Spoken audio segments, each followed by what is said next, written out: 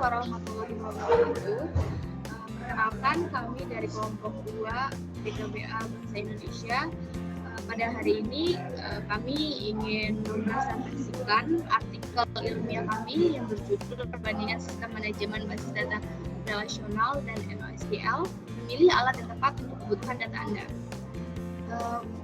Tugas kelompok ini disusun oleh Adi Selsa Aurelia, Anandita Gasani, Muhammad Adi Wardani, Mita Amelia Wijaya, dan Fania Hadianti Yogi Iswari.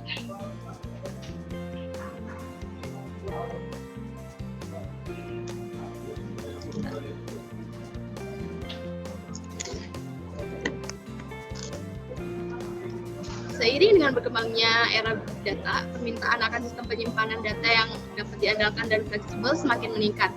Data tidak hanya terstruktur dan numerik, melainkan juga semi-terstruktur, data struktur, dan real-time.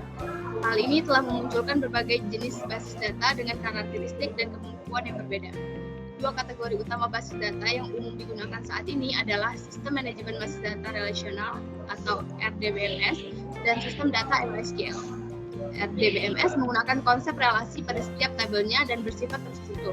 Sedangkan NoSQL tidak menggunakan sistem penyimpanan data pada tabel, meskipun RDBMS telah lama menjadi standar industri untuk menyimpan data terstruktur. Menurut Kama et al. Pada tahun 2022 menyebabkan keterbatasan RDBMS dalam menangani pertumbuhan data yang masih baik yang tidak terstruktur maupun yang semi-terstruktur disebabkan oleh nature RDBMS yang terikat pada model relasional telah mendorong perkembangan basis data NoSQL. Menurut Pokorny tahun 2018 mengatakan dalam jurnalnya bahwa transformasi skema database SQL menjadi NoSQL untuk melakukan migrasi data antara kedua jenis database tersebut merupakan strategi yang layak untuk mengoptimalkan manajemen data dalam pengaplikasian big data. Hal ini menimbulkan suatu pertanyaan, manakah di antara kedua teknologi tersebut yang lebih baik dan lebih cepat dalam kasus tertentu? Tujuan dari artikel ilmiah ini adalah untuk secara komprehensif membandingkan RDBMS dan NoSQL dengan fokus pada aspek-aspek penting seperti arsitektur, model data, skalabilitas, fleksibilitas, dan query data. Selain itu, kami juga akan membahas kapan dan mengapa masing-masing sistem ini lebih cocok digunakan dalam konteks tertentu. Selanjutnya, silakan dilanjutkan oleh teman saya. Terima kasih. Selanjutnya untuk metode penelitian. Metode penelitian yang kami gunakan adalah metode kualitatif. Di sini kita sumbernya mengambil dari 3 hal. Yang pertama ada literatur akademik, sumber budaya daring, dan studi kasus.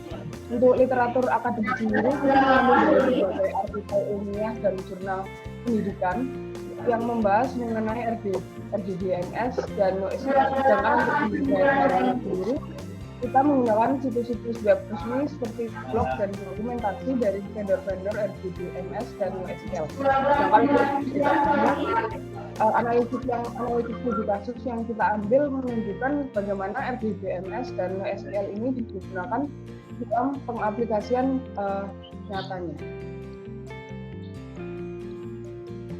Selanjutnya.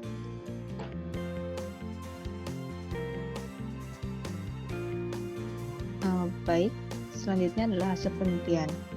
Dari penelitian yang kami lakukan, ada beberapa hasil yang kami temukan. Pertama, berdasarkan struktur datanya.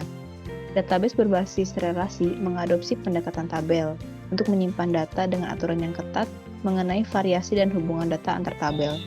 Pendekatan ini memungkinkan pelaksanaan query-nya yang rumit pada data yang terorganisir, dan juga menjaga konsistensi dan integritas datanya.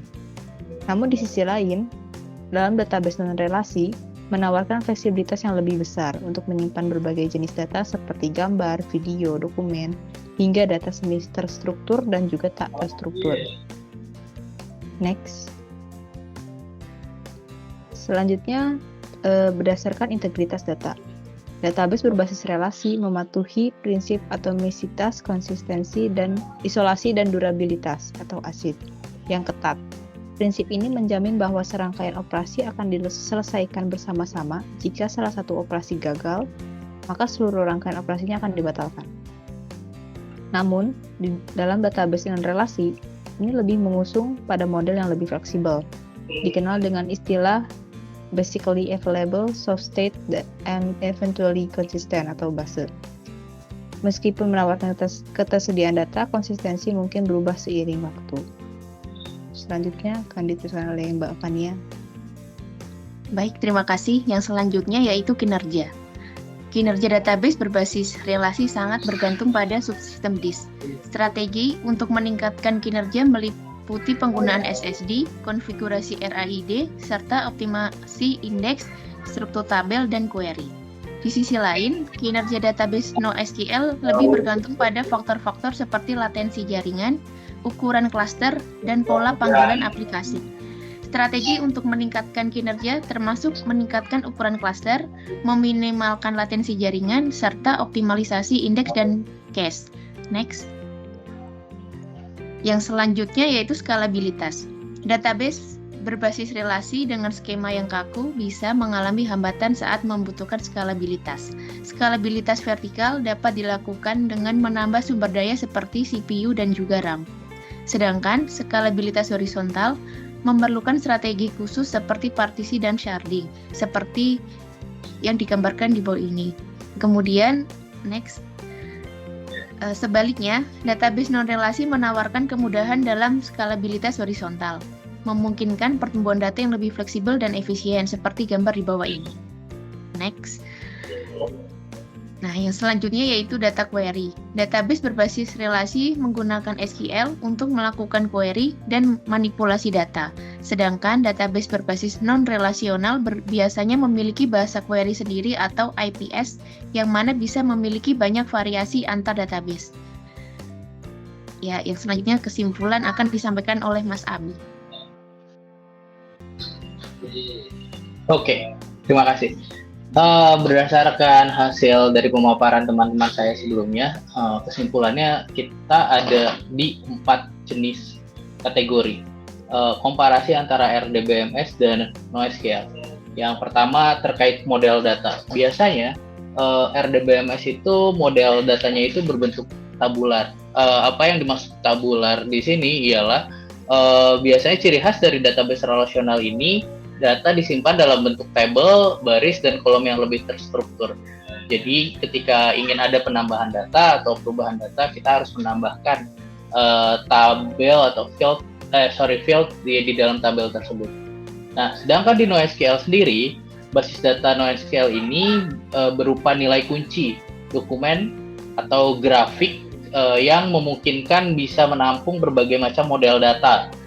Misalnya dalam model kunci, setiap entitas disimpan dalam sebuah kunci yang unik, sedangkan nilai bisa berupa struktur data apapun. Jadi di dalam satu field satu table yang biasanya mereka menyebutnya indeks bukan table. Di dalam indeks yang berbeda, mereka bisa menyimpan berbagai macam jenis data. Yang kedua, jenis data. Nah, jenis data terstruktur ini biasanya basis data relasional cenderung cocok untuk menyimpan data yang terstruktur, di mana skema itu sudah ditentukan sebelumnya. Nah, entitas-entitas tersebut juga memiliki atribut-atribut yang sudah didefinisikan dengan jelas sebelumnya. Kayak gitu. Jadi tidak mungkin sebuah tabel itu memiliki atribut-atribut yang berbeda di tiap row-nya. Kayak gitu. Sedangkan untuk NoSQL bisa jadi datanya terstruktur, semi terstruktur, atau mungkin tidak terstruktur sama sekali. Karena basis data non-relasional ini bisa menangani berbagai jenis data gitu. Ini membuat basis data non-relasional lebih fleksibel, sehingga ketika kita memerlukan perubahan yang cepat, NoSQL ini bisa menjadi salah satu solusi untuk kebutuhan data kita. Yang ketiga, soal integritas data. Tadi juga sempat disebutkan oleh teman saya terkait ACID, Atomic Consistency Isolation, dan Durability. Jadi prinsip ini mencakup atomicity, yaitu kesatuan operation, konsistensi data, isolasi transaksi, dan durability, ketahanan terhadap kegagalan. RDBMS sendiri karena memiliki ACID ini lebih cocok untuk digunakan untuk semua sistem yang sifatnya transaksional. Misalnya banking tidak mungkin tidak mengadopsi soal ACID karena untuk terkait saldo, perhitungan akuntansi itu tuh sangat sekali memerlukan konsistensi sebuah data. Lain halnya dengan NoSQL, karena yang ditawarkan oleh NoSQL ini kecepatan, fleksibilitas, akhirnya yang dikorbankan itu atomic dan konsistensi. Biasanya perubahan dari NoSQL ini tidak real time. Jadi ketika kita mengupdate di detik ke-1, ada kemungkinan perubahan untuk ke seluruh dokumen yang ada di slide-nya itu bisa di detik kedua, kayak gitu. Jadi tidak selalu real time. Ini tidak cocok untuk digunakan oleh sistem-sistem yang sifatnya butuh data-data yang solid gitu, yang tidak ada diskrepansi antara satu server dan server lain. Yang keempat itu soal performa. Jadi di RDBMS ini akan agak susah untuk melakukan scaling, horizontal scaling.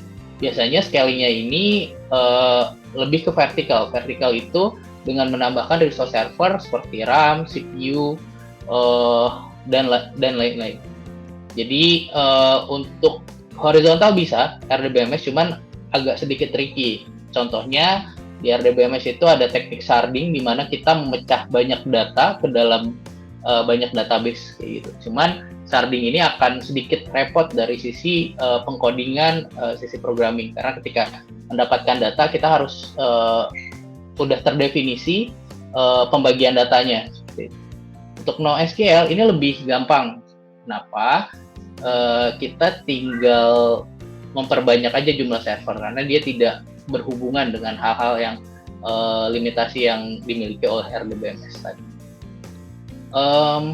Sekian kesimpulan dari kami. Jadi terakhir dari saya, RDBMS dan NoSQL itu peruntukannya beda-beda. Biasanya RDBMS digunakan untuk semua sistem yang membutuhkan data-data relasional, konsistensi yang solid, dan lain sebagainya. NoSQL ini lebih cocok untuk digunakan untuk sebuah sistem-sistem yang sifatnya konten, sifatnya text-based, sosial media, dan sebagainya. Next. Ini ada daftar pustaka dari kami. Jadi kami mengambil teorinya dari sini. Sekian presentasi dari kami terkait komparasi database relasional dan NoSQL. Terima kasih.